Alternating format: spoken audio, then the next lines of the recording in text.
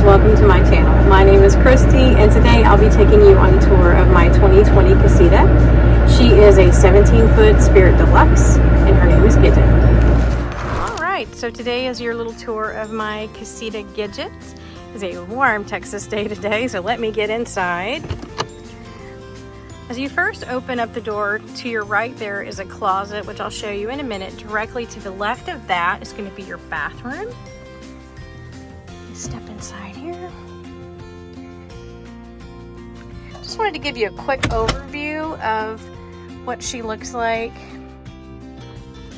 And even though the Casitas are pretty small, you'll notice there is quite a bit of overhead cabinetry, lots of storage really for such a small unit. Just pan on around here. And there's your closet. A little tour here of the Casita bathroom, and as you can see, this is a toilet shower combo, and it is a bit small, but it does have everything that you need in here. So you've got your toilet here. Mine actually comes with the light up there in the corner, if you can see that. You do have a sink here. You have a little bit of storage up here. Then your shower head. You do have a vent fan in here, which is nice. You have some down below storage here, which I keep toilet paper and things in, and people always ask if there's ever any leaking problems, and I've never once had any issues at all with leaking here. You also have another storage here in the bathroom located just to the side where it's big enough probably just to put a roll of toilet paper or something. One thing that I really like that Casita did is give you a closet. A lot of the small trailers, if they have a closet, it's very tiny, and I think this one is pretty well appropriated. It's just me in here, so there's plenty of space for all of my clothing. You also get a little rack there that I keep in my supplies for stuff that needs to go outside. And what I do in here underneath is I have my laundry hamper that I keep my stuff in there, but it's still plenty of room for everything that you need. So my Casita, you have the option of having two separate dinettes if you'd like. For me, I keep this particular one set up permanently, although it does make a bed, the table lower down, and it does make an additional bed. It's small, but my grandbabies actually love having the little space there when they come to visit.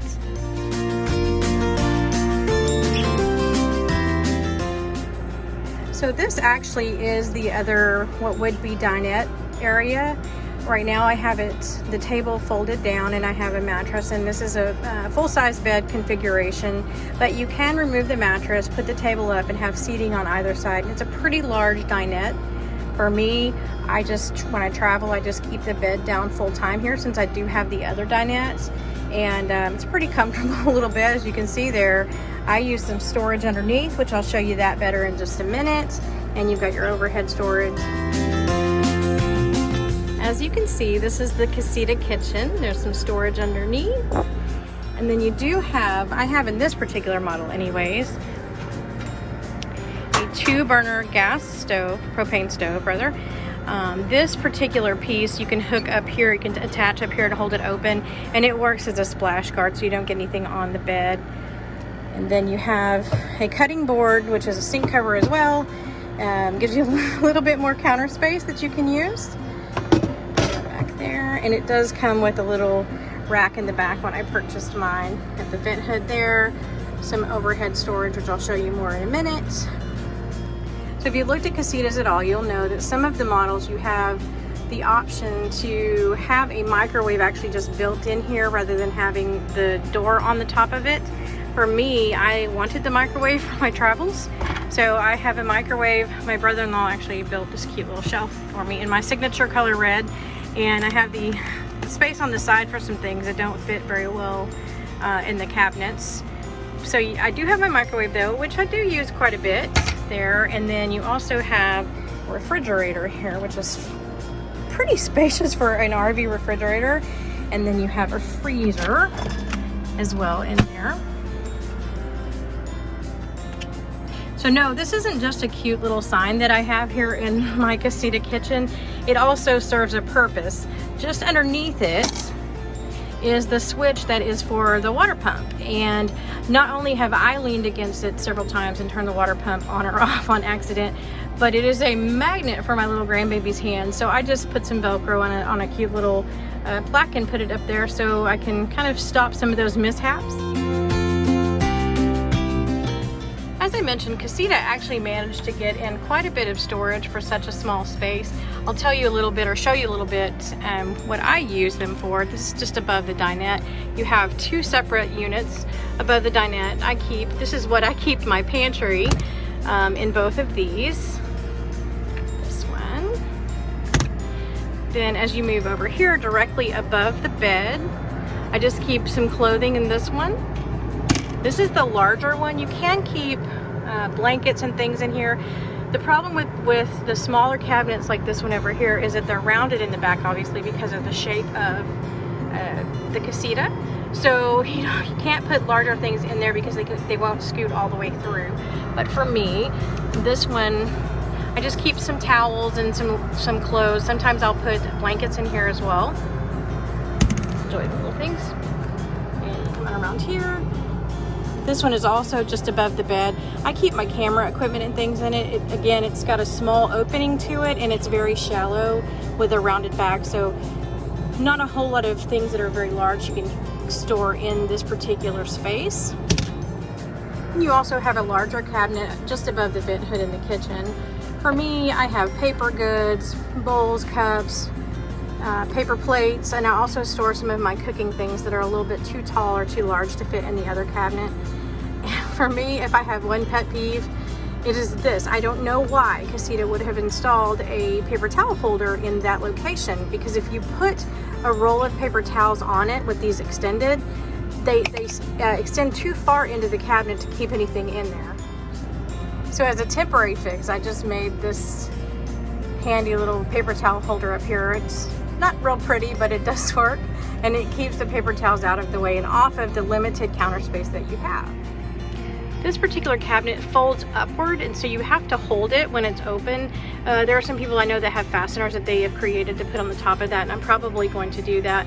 But for me, this is sort of that's my doggy corner with treats and bags and dog food, and there's some of my vitamins and things. It's a pretty decent sized cabinet, so you can put quite a bit as you go back in the cabinet.